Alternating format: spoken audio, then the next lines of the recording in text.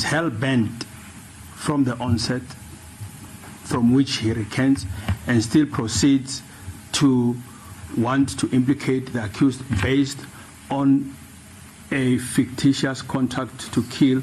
Dipotsolotso tse di ka ga gore mola yo bonwe molato Mzikayise Malepane e ka nna paki ya go ikanyega di tlhotse di le kwa setlhoeng se ke jaaka moatlhodi mogolo wa nakwana a ne a tsweletse go sekaseka dintlha mo kgetseng e.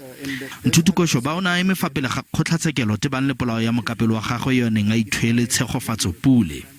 Kgetse ne ikaegile thata mo bopakeng ba Mzikayise Malepane yo a netefaditseng faele ya mmolai.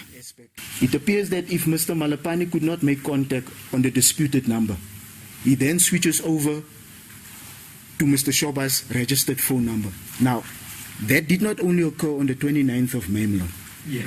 This Honorable Court will also see that, and I alluded to that, I'll come to that factor also later in my head of argument, but in paragraph 20, on the 3rd of June, he did the same.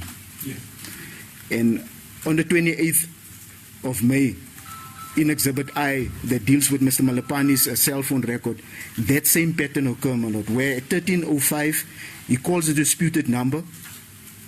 He could not make contact with Mr. Shoba, and then at 13:06 he then phones Mr. Shoba on his registered phone.